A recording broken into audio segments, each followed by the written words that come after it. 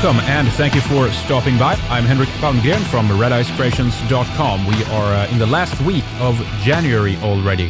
Unbelievable. We're trying to finalize a few updates and some new things, and it seems there isn't enough time in the day. But we are getting there, nice and easy.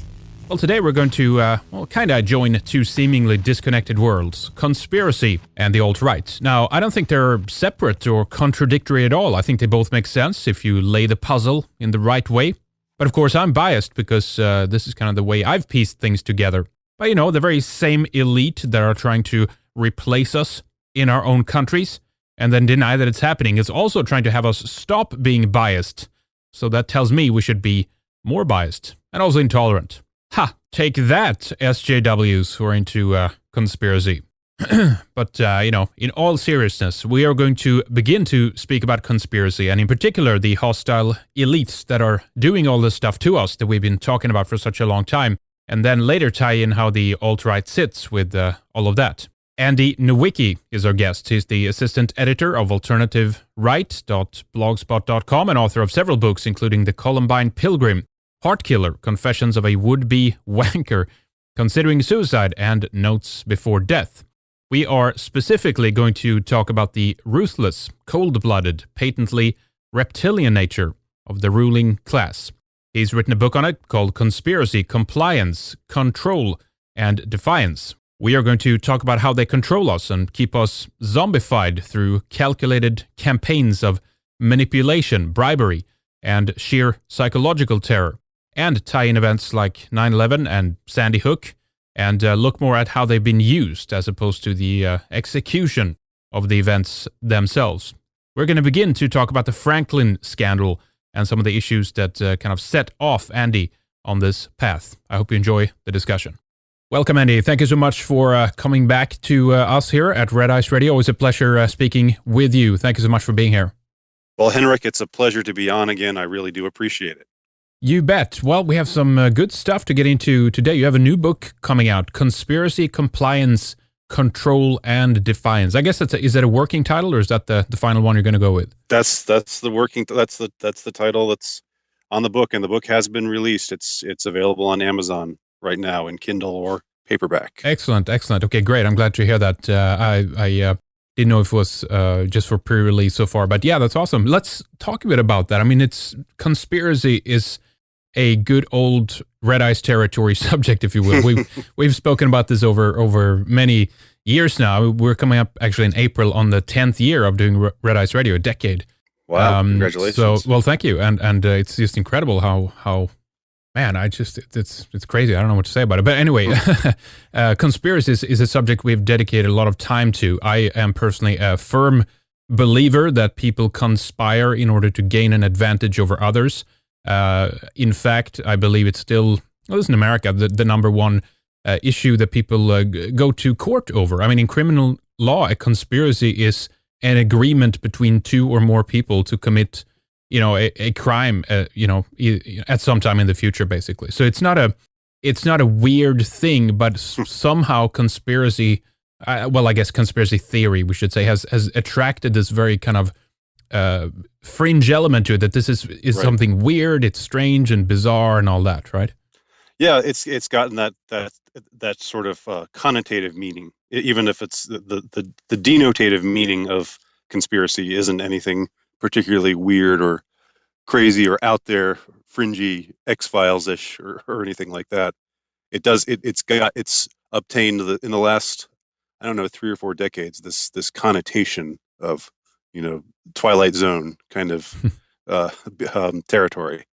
Yeah, I know. It certainly hasn't helped that we've actually had a lot of, I believe, real major conspiracies, such as 9/11, for example, and then we've had an adamant kind of counteractive measure by governments and authority to kind of, basically suppress these ideas. I think it's actually one of the first things that George W. Bush said out the gates was like, let's not kind of accept these crazy conspiracy theories. We have to go with the mainstream here, and whatever we are being told about this, that's going to be the truth. I mean, who believes that? Who realizes how corrupt government is, right? Yeah, and well, one of the points that I make in the book is I talk about how, you know, people, on a low level, people get together and gossip and decide to do this or that or the other. There's low level drama that takes place all the time between people, and so somehow the idea is that when it gets to the higher level, uh, I don't know, that somehow, what do we think? Our leaders, our elected leaders, our appointed leaders are somehow more noble than that, and they just shed that part of themselves and just and become only interested in the common good. No, probably not. Probably they're. I mean, they probably got to that position because they're. I mean, judging from the crop of candidates we've got out there now, particularly the current front runner in the Democratic uh, candidate of candidacy for president. Um, Judging from again what's out there, what we tend to see year after year, the people who ascend to the top are probably the ones who are the more uh, prone to ruthlessness and backstabbing Oh yeah. and so forth. Yeah. And so if it happens on the lower levels, it certainly must happen on the higher levels as well. Absolutely. I don't see how that not would be true. I mean, everyone knows that politicians lie, more or less. I mean, this is Yeah. a standing Joe magazines, papers, news. They always more or less write about it. I think if you ask any human in the Western world, they know that on some level the politicians are corrupt and everything. But I think that Hmm. when these big events happen, like 9/11 and many others as well, there is a tendency to seek oneself to authority to get answers of what really happened. But what's bizarre in that instant is that knowledge of this general level of that we know that politicians are corrupt go out the window, it seems like, and they abide by whatever the authority tell us, I think. Which seems to be, again, just speaking observationally, because I'm not in the echelons of power. I don't know people in the echelons of power, but just from what I've observed and what I can gather, it would seem to me that um, that's probably part of the design. That you know, and I don't take a position on the book. I know we're going to talk more about the book in a second, but I don't take a definitive position on 9/11 or on another incident that I mentioned is Sandy Hook. Those are in the American political scene. Those are maybe the big two. The and as far as major conspiracies, major things that people theorize over Or like being maybe being JFK or conspiracies. something too, I Oh yeah, guess. well there's JFK as well. That's going back a little The little big further. one. Yeah. Maybe in the last 15 years, last 2 decades, let's say. Yep. Those are the big two. Yep. And yeah, so when these things happen, and again, I don't take a definitive position on what exactly happened, because while it's interesting, and I'm not dismissing the the the the whole notion of investigating what really happened and coming up with ideas about what really happened. My whole purpose here in this book is more to stake out what I call a meta conspiratorial position, and one of the things I say, one of the things that I observe in the book is, regardless of, you can be a flat out truther, you can believe in no planes or whatever else, that the buildings were taken down by nukes, or by the Dr. Judy Wood's theory, or whatever else, or you can believe the official story about 19 Islamic radical Islamic hijackers from Saudi Arabia. But whatever the case is, we do know that it was exploited to the hilt.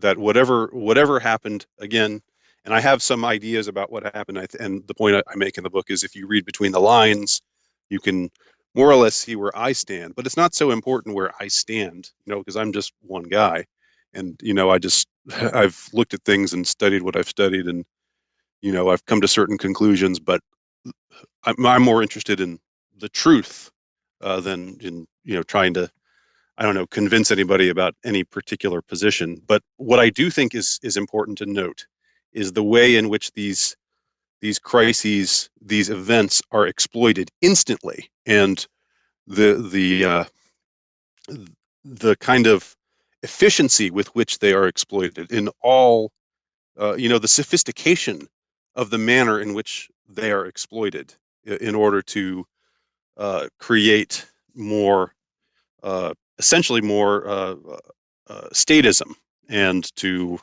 uh, uh, enhance the already totalitarian tendencies that we have in our culture today. And Yeah. they exploit they have exploited incidences like these expertly, and I go into some detail about that in the book as I see it, how these kind of events have been used, and how we've been played, we being those who are not in power, the the those who are the puppets of the puppet masters, if you will. Right. Right. Well, of course. I mean, as Rahm Emanuel famously quoted many times, said, "Never let a crisis go to waste." That's really the Yeah, essence of what we're talking about here. That yeah, they're choosing to act on it, and again, whether the people who are acting on it knows something or not is also, to a certain degree, it's hmm, interesting and should be discussed, but it's irrelevant. It's the fact that they take that opportunity to gain more power, to push whatever policy they want, etc. That should be, I think, pretty much kind of understood by anyone. But let's back up a little bit first before we go hmm, more into this.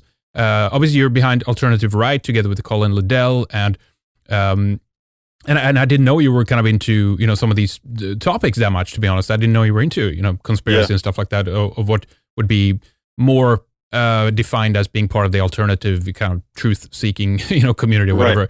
whatever. But tell us first. And we can talk about that later, to how these marry and whatnot, if they even do that. But why did you Mhm. want to write the book? What was kind of the motivating factor for you to get into this? Well, I've been.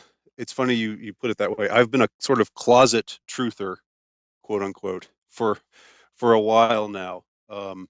And when I say truther, I'm not, again, uh, stating my affiliation with any particular stance, except to say that I think that more is going on than meets the eye, and I think that my general conviction is that the people who rule us are really, really evil people. And uh, I've the more I've looked into things, that the more I've come to that kind of conclusion. But to answer your question, I've uh, I've been fascinated by questions of what's real and what isn't, what sort of things are we being told the truth about, and what sort of things are those in power, in fact, lying to us or deceiving us. I've been interested in those kind of questions, and I've looked into things. I've been I mean, as a sort of branch of this, I've been a true crime enthusiast for a while. I mean, I'm addicted to true crime TV shows, and that's where you what's especially interesting to me is where you've got something, you're presented with these facts, and you meet the person in question, and he's speaking for himself, the person who's accused of committing this crime. And the way it seems to me, there's a very interesting psychology that accompanies the criminal mind at certain times. Now we sometimes tend to blow it out of proportion, or think that if a person committed a crime, he must be committed some terrible crime like a murder or mass murder or something like that. It's almost like this. There's this kind of awe with which we view them, as being some unique kind of spectral being almost. Hmm. But oftentimes, it's, as the saying goes, the banality of evil that's the truth. I mean, often these are kind of silly, shallow people who do commit these these horrendous crimes, but you're left kind of thinking, well, is that it? I mean, what am I missing here? Right. Um, There's no there. But so anyway, I've been interested in investigating things, and I guess you could say that something like 9/11 or Sandy Hook, or the idea of the question of if did these events actually happen the way that they are said to have happened? What's the evidence pro? What's the evidence against? I've just ravenously looked into that, partly just because I find it, interesting, and there's a sort of, as I'm sure you can relate to this in some way, Henrik, since this is a subject that you're interested in as well. There can be a kind of thrill about suddenly see you read some bit of evidence, or you see something presented, and it's like you're peeking behind the curtain, and Yeah. suddenly it's like, whoa, this now I see something I'd never recognized before, Right. and so there's a kind of in a sense an excitement to it, and it there's something addictive that can be addictive about it.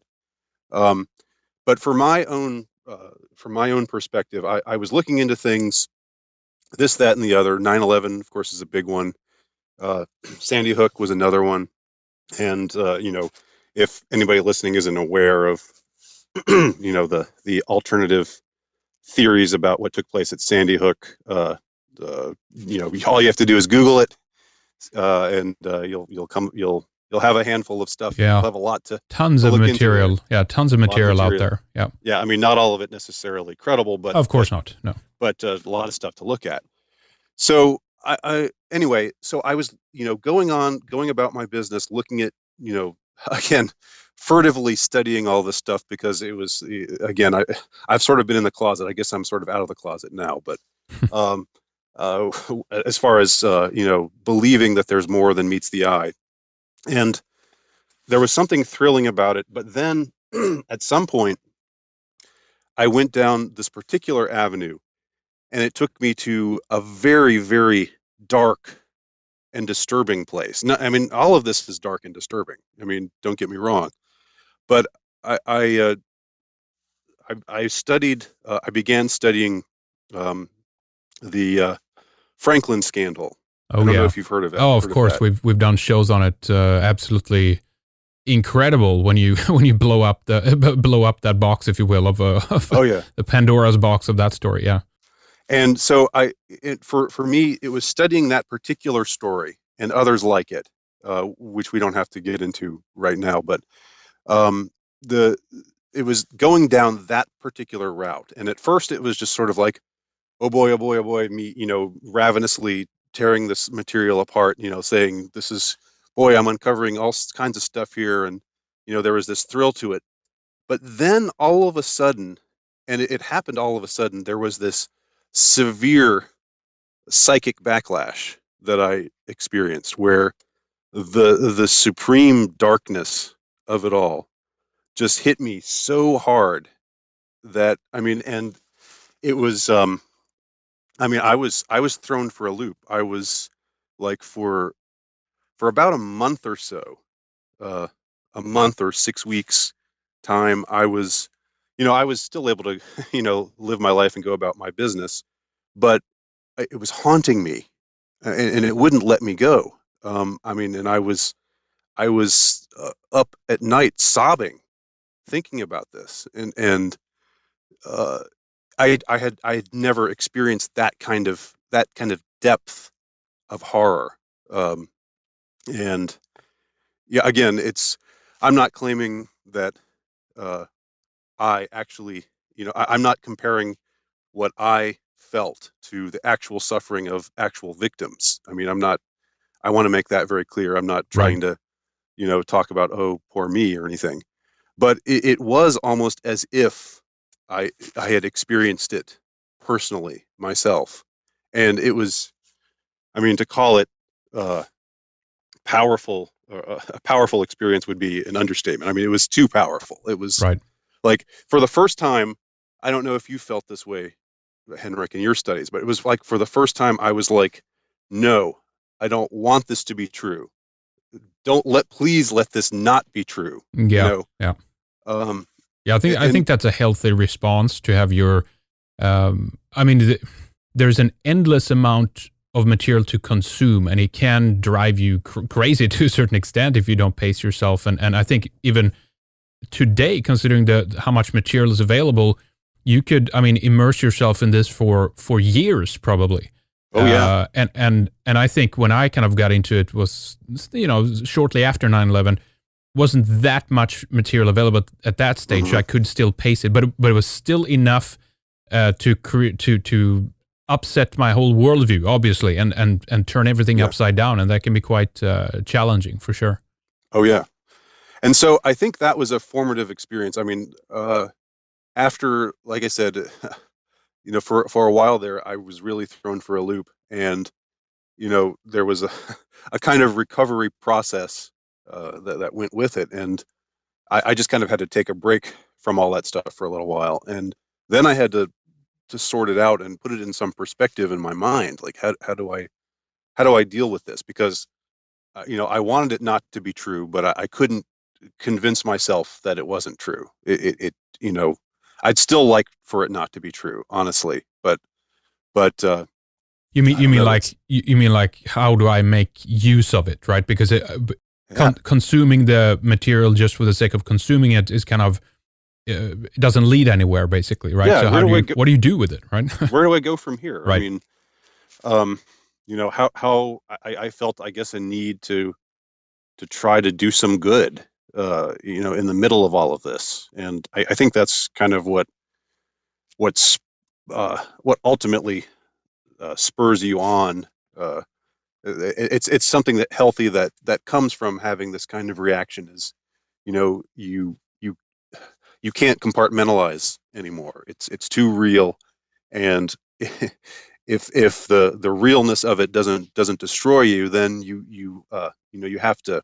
And again, I don't want to overstate my reaction or uh, you know I don't want to make it sound like my trauma, if you want to call it that, is similar to the trauma of the victims that were the victims in this particular scandal or any other incident where the powerful prey upon the weak. Yeah. Children, Yeah, and everything children. else. Yep. It's that's just the lowest, as low as it gets. Yeah, I mean, folks. By the way, sorry to interrupt you, but do go back into our archives, folks, and check out some of the shows we've done on the Franklin scandal if you want to hear more about that. It's just it's an incredible story, and I guess as well. I don't want to preface this for you, Andy. You can mhm. say what you want here, but this, of course, from my point of view, doesn't mean that one believes everything you hear. I mean, as you said, there is some crazy stuff out there, whatever. But I think Yeah, you can learn enough these days to realize that there is much more going on than we are being told, and so all the material won't affect you the same. Obviously, you process things, you evaluate things, you put it up against other things. You go about this in a very rational way of trying to deduce what is the reality, what is the truth, etc. But at some point, you realize that there's enough proof that there is more going on than we're being told, right? yeah. And in this case, part of it was honestly incomprehension, because I know I'm I'm a highly imperfect human being, and I understand do the temptation to do bad things. I understand rationalization. I can understand things like for example, and I'm Catholic, but the scandal in the Catholic Church where there were all these pederast priests who were preying upon young boys, basically homosexual pederast priests. They're being conveyed as if they were pedophiles, but the more accurate thing is they were preying upon uh, adolescent or just pre-adolescent, mostly boys. And this was happening in a certain sector of the priesthood, and it was being covered up because the church wanted, they rationalized it, but the church Yeah. wanted to avoid a scandal. And they thought, well, we're doing so much good. The church, is doing good in so many other ways. We let's just tuck this away and let let it just keep it from public view, Yeah. and it ended up blowing up in their face, of course, as it should have. Yeah, But and also to add on to that, Andy, and I don't want to mean to take it off in a different direction, yeah, but it also means that at certain levels, the media, the establishment, and everything are willing to expose something like this or go along right, with it because it benefits another agenda, the attack on Christianity and Western yeah, culture, all that kind of stuff, right? So oh yeah, one thing leads to another and all that stuff, right? So, sure, that's all part of it. But okay, the reason I'm bringing that up as something to compare this to is because there I can understand uh, wanting good PR, and if I can understand. Of course, I don't excuse it, but there's something human about the idea of, oh well, this misbehavior was going on. Let's put a stop to this misbehavior, but and make sure it doesn't happen again. They didn't do a very good job of that, but that was the idea. But at the same time, let's not let this get out there too much. I understand wanting PR, wanting good PR. What the Franklin scandal and other scandals like it.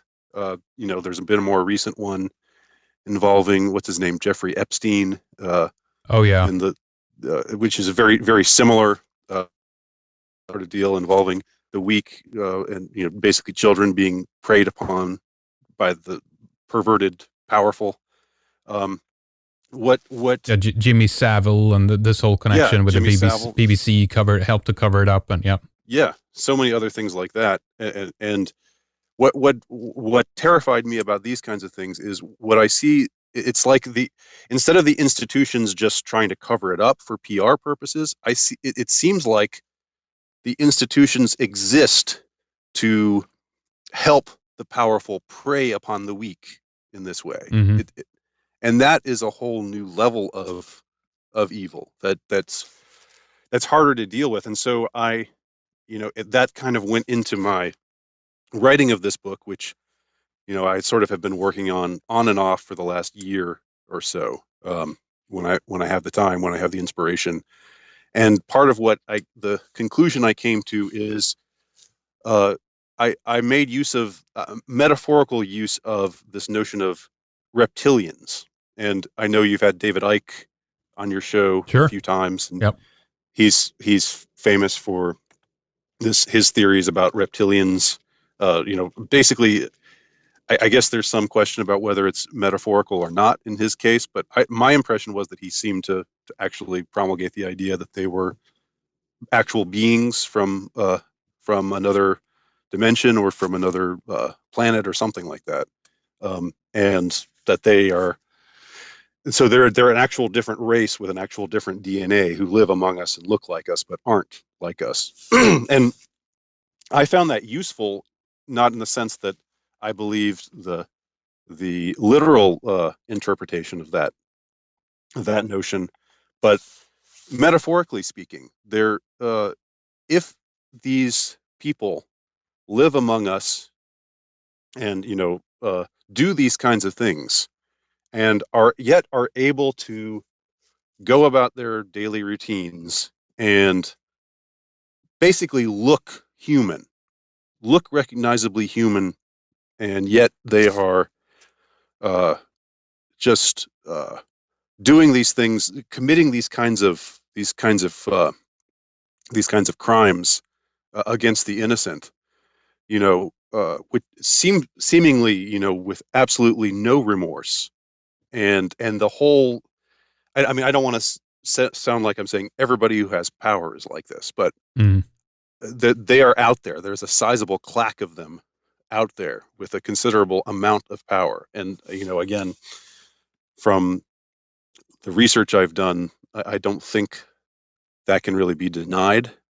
And so, what is it about this particular type? It's sort of the question, what they ask people who have done something wrong. How do you sleep at night? How do you uh, what happens?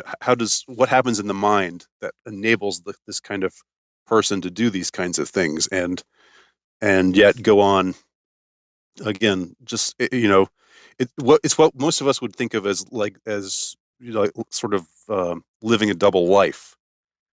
for them, it's all one. I think it's for them, their deception, their furtiveness, and their perversity is just one seamless garment with their exterior presentation of being upstanding world leaders.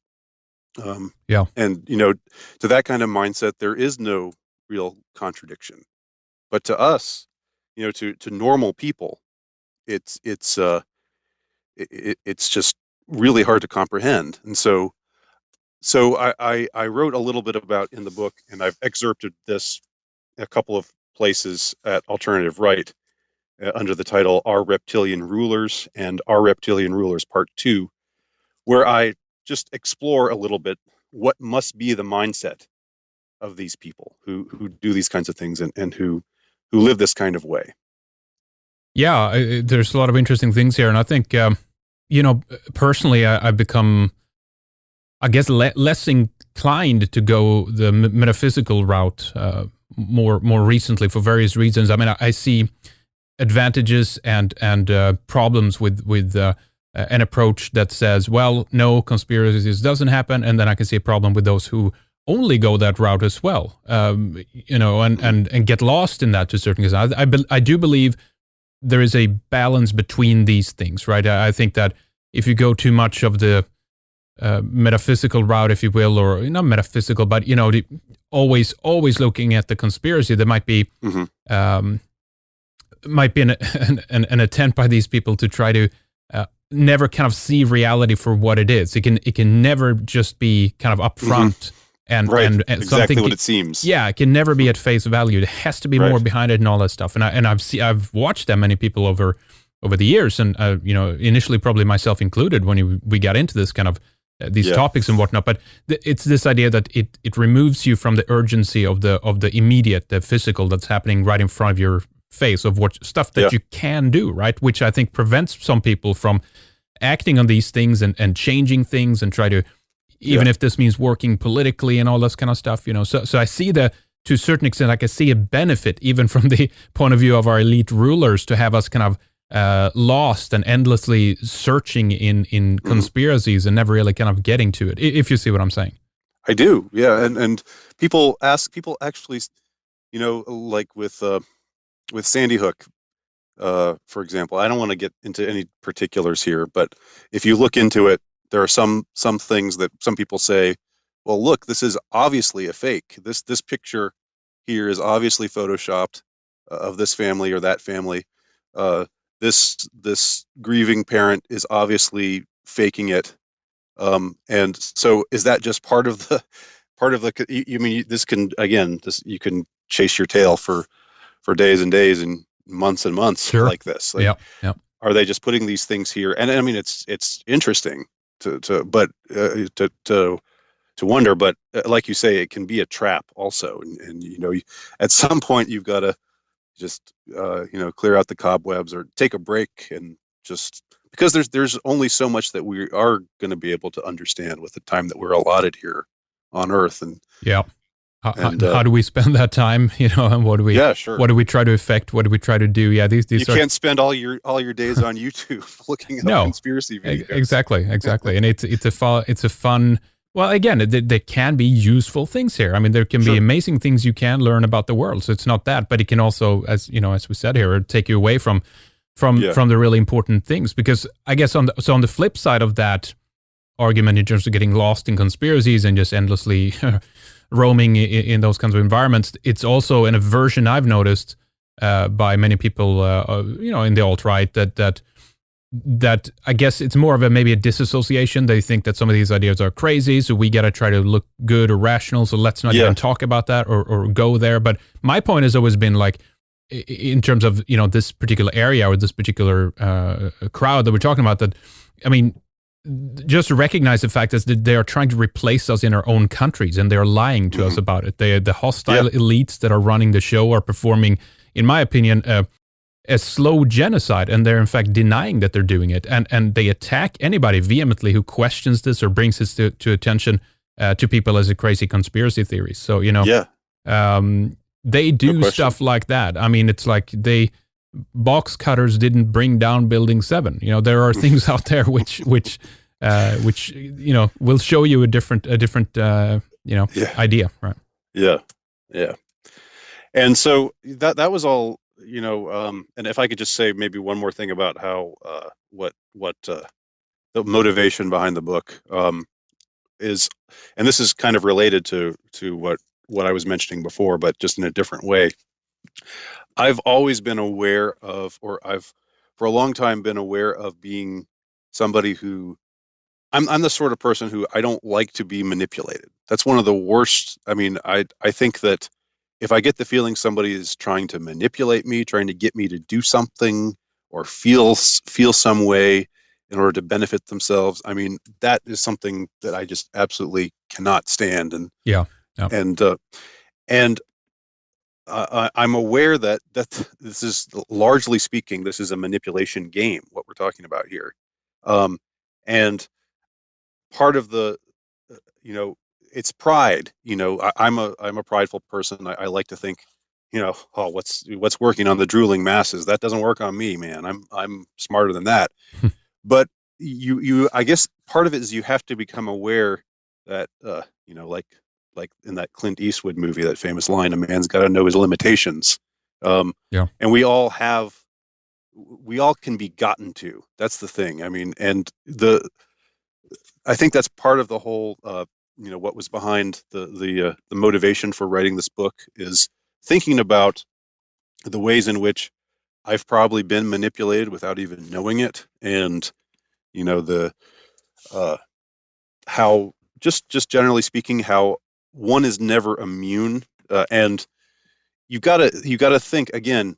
You're talking about a lower, and things happen in the lower, on the lower rung, and then in the how they might be happening, how they might be playing out on the various very highest rung of things. The tippy top of the pyramid. Um, these people, they have almost unlimited. These reptilians that I was talking about before have probably just about unlimited access. I'm not saying that they are omniscient, not or omnipotent by any means, and they do make a lot of mistakes, I think, and they're not.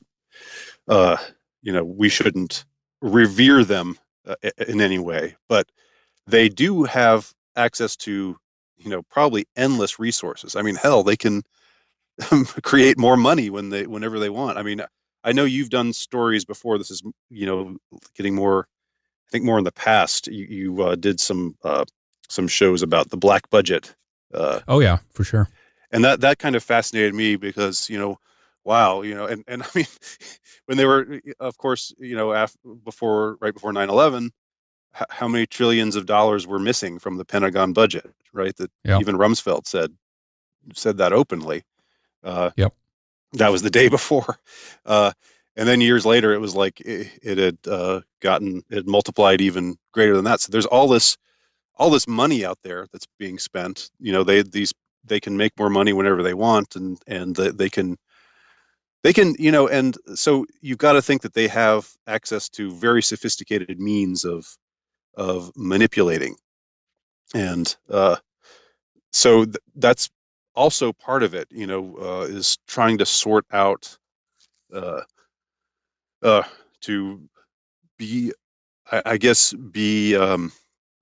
come to a sort of peace with the idea that no, I'm not perfect, or yes, I can be manipulated. Yes, they can probably get to me, and that's a place to start. You've got to Right. acknowledge that that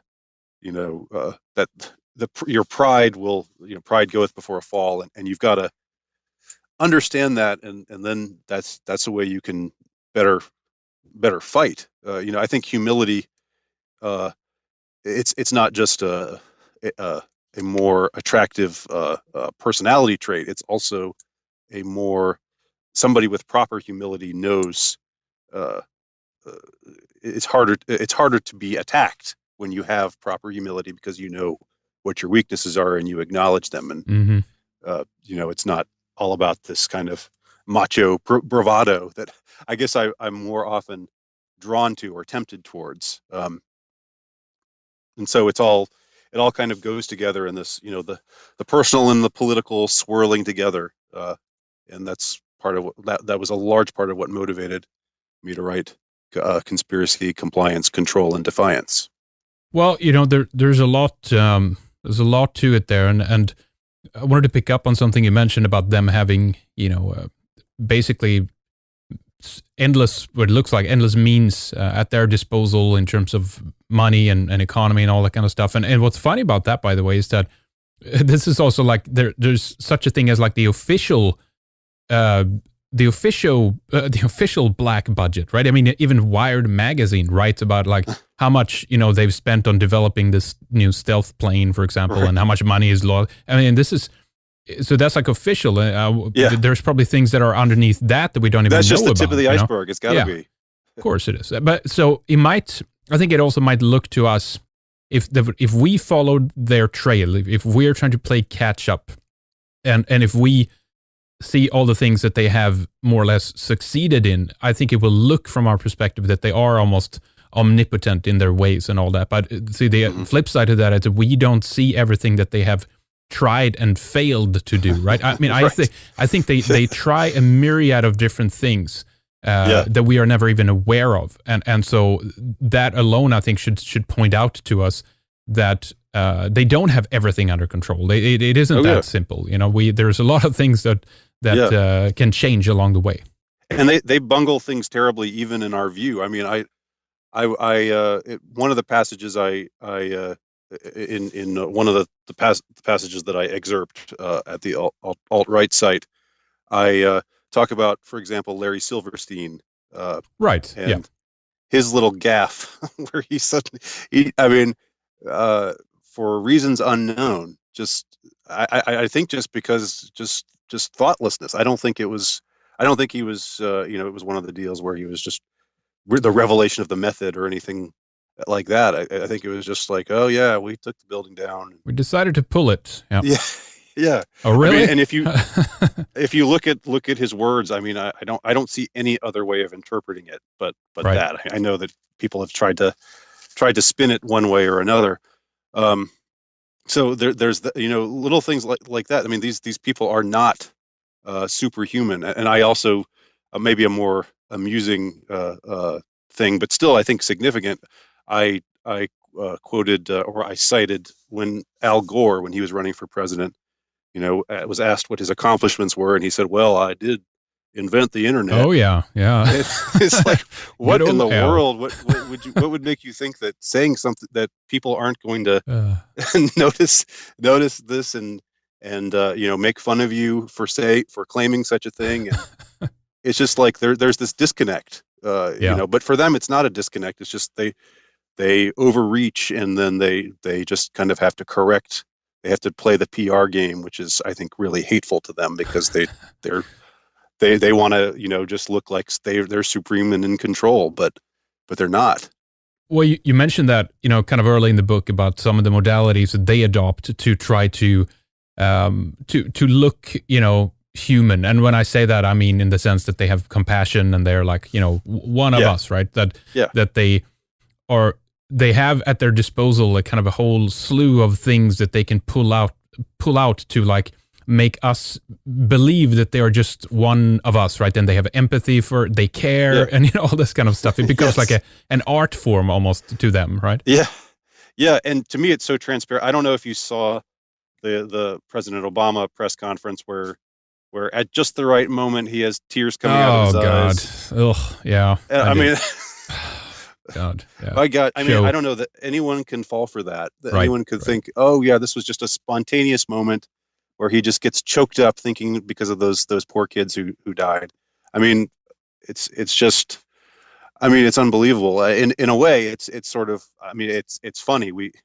It's something we can laugh about, but it's related to all the other stuff that I was talking about that I think is very dark and disturbing. About this type of person that seems to manage to ascend to power in our culture as currently constituted. Well, exactly. You know what? Let me say something else as well. That we don't personally know any of these people. All that we see, the way we experience these people, is a highly polished, PR image that in some cases even been the speeches have been written with focus group studied words of what exactly to say to get what impact or the most impact and stuff like that. We Hmm. feel that these people are in our living rooms, right? They come on the TV. We develop a relationship, an association with them, and we think this is how they are, right? Without Yeah. knowing that they have a probably whole different life. We don't know how they are in person and any of this. It becomes difficult for most people to grasp that as a possibility because they believe that they know these people, right? Yeah, I think so. I mean, it's part of a very sophisticated con game. Um, and again, I don't want to dismiss the idea that somebody, with recognizably human traits could get into to the echelons of power. Maybe that's what some people argue was the case with Kennedy, and Right. then they had to take care of him. Um, but you know, I it does seem to me that yeah, what you're saying is very true. They uh, it's like what actors do. They Yeah. emote and they express themselves in a particular way and they read their lines and people think, he looks like a good guy. With President George W. Bush, it was like, yeah, he's the kind of guy I'd want to have a beer with. He seems like a regular guy. And I don't know, Obama, he seems like a real smart guy and like he cares. I don't know. I mean, whatever they think, it's Yeah. beyond me. I know. But or uh, you know, um, I mean, there's some script, I guess. There's some way in which they are meant to come across to us, and it's only part of the reality if it's any part of the reality. And like you're Yeah. saying, after the cameras shut off, it's probably something very different story. And those things have come out now and then too, right? Very kind Oh of yeah. bizarre behaviors and stuff. There's a really good, I guess it's a documentary, a film, a video available called Spin, that kind of shows some of the politicians Hmm. behind the scenes. It's actually a guy who filmed the broadcast that went out on satellites while, for example, the networks runs a commercial. They actually broadcasted. They don't do that anymore, but they did for a while. They broadcasted the signal to the station, and this could be intercepted. And so this guy recorded, for example, when there's a commercial on, and what the politicians and other people were doing in the break, and that was quite revealing actually to see how they were like and what they said and what they did. Is just a bizarro world when you look at that. Yeah, just a level of detachment and a level of like, okay, I'm gonna engage with this kind of, I'm gonna emote in this particular way. Okay, now the camera's off. All right,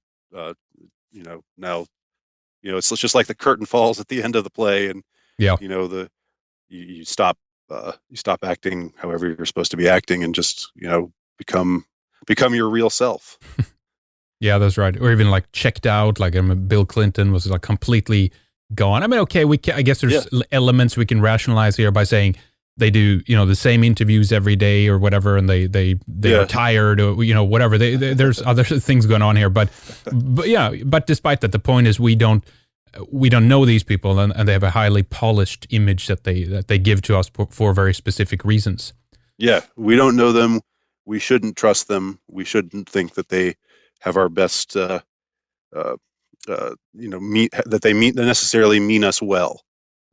And Well, they don't. I mean, and that should be evident to anybody, especially yeah, within the alternative right. I'd say, who can see what a state our world, the Western world, has gotten to, and and yeah, and and it's gotten to that point because most people have trusted the politicians. They believe what they say. They say things that might sound good. They might mean it sounds like they mean well, but look at yeah, the damage and the destruction they have done. As they say, the road to hell is paved with good intentions, right? yeah, yeah. Or to make an omelet, you got to break some eggs. Right, Another right. metaphor. Yep.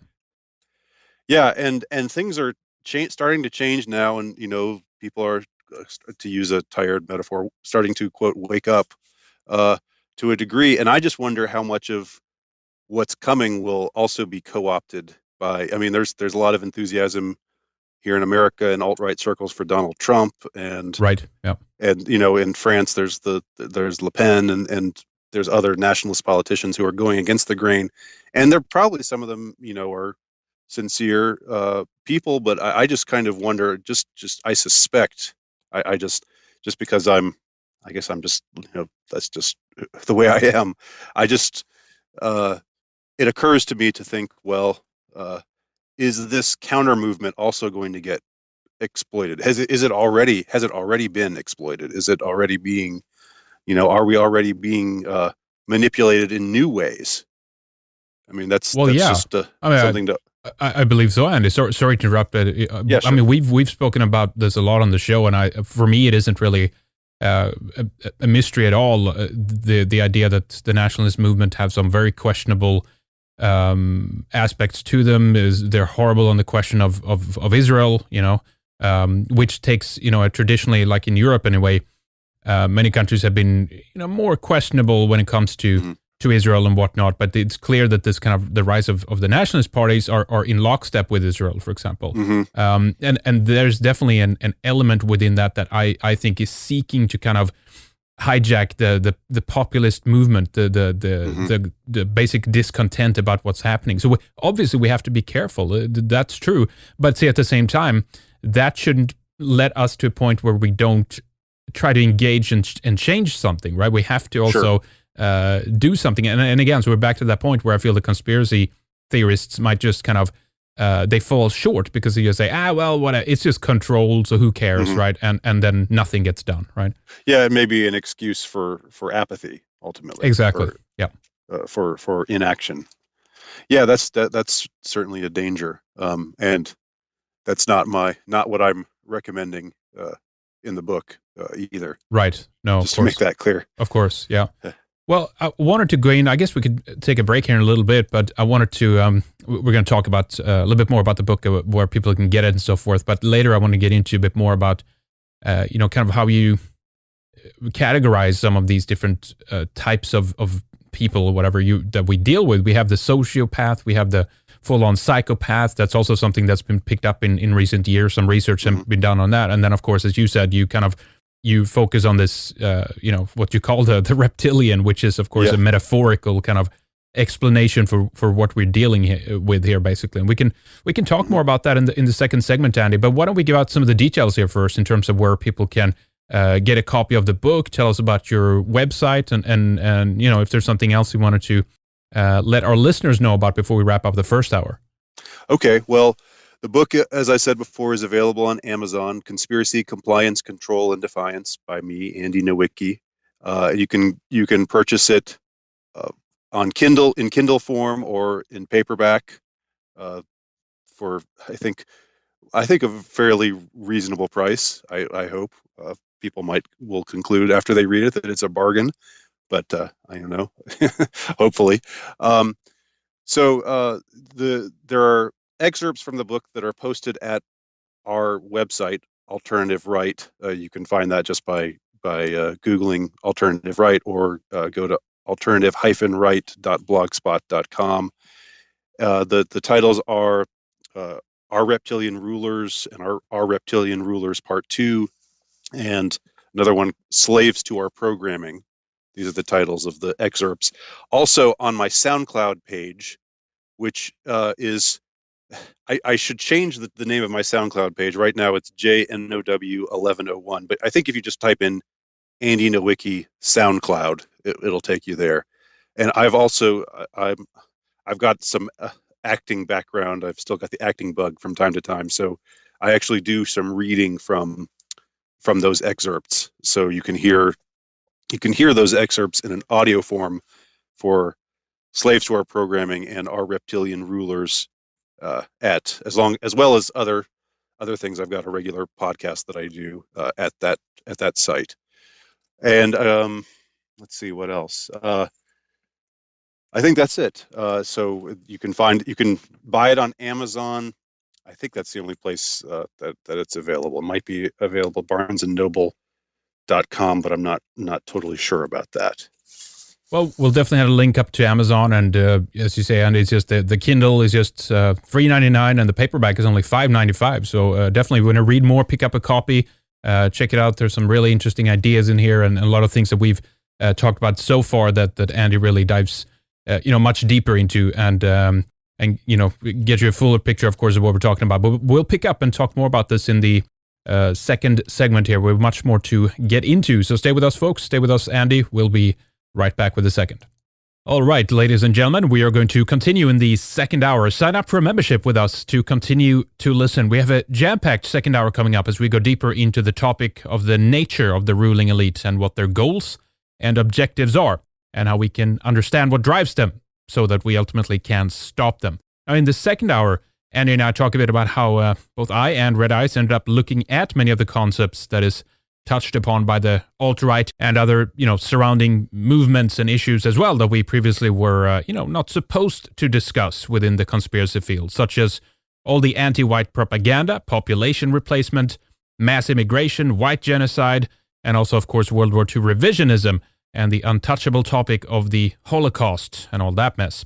We talk about how 9/11 has kind of hit a mainstream audience, more or less, and why there is an aversion within the alt-right to recognize a 9/11 conspiracy, which I completely understand, by the way, but I do believe there is another way out of it, so to speak, by simply recognizing the truth. And when you realize how it's being used against us, it makes perfect sense, at least to me. We get a bit paranoid as well and talk about how the elite is, potentially seeking to use the rise of nationalism in Europe and how it might be controlled by these mostly pro-Zionist interests. Now, this is no news, of course, but it is something that should be discussed. But we also talk about how that position creates a more pacified and apolitical man that ends up thinking everything is controlled and never actually supports any political movement, even if it's heading in the right direction, even partially in the right direction. As we kick up, we begin to talk a bit more about the difference between the sociopath, the psychopath, and what Andy has dubbed the reptile. I think it's an interesting discussion and a valuable one that you shouldn't miss. The website is redicemembers.com. Go there to sign up or read more about our subscription. It's quick, easy. You get instant access, of course, over 1,000 shows, videos, films, inside episodes, and much more coming. Upcoming guests, we have a show coming up with Jordan Maxwell, speaking about conspiracies, and also speaking about alt-right, we have a group roundtable show together with Richard Spencer, Greg Johnson, John Morgan, Ramsey Paul, and Daniel Friberg. That should be a lot of fun, so don't miss that one. All right, folks, we'll talk to you right after the break. Thank you so much for listening, and please stay with us. Sign up for a membership.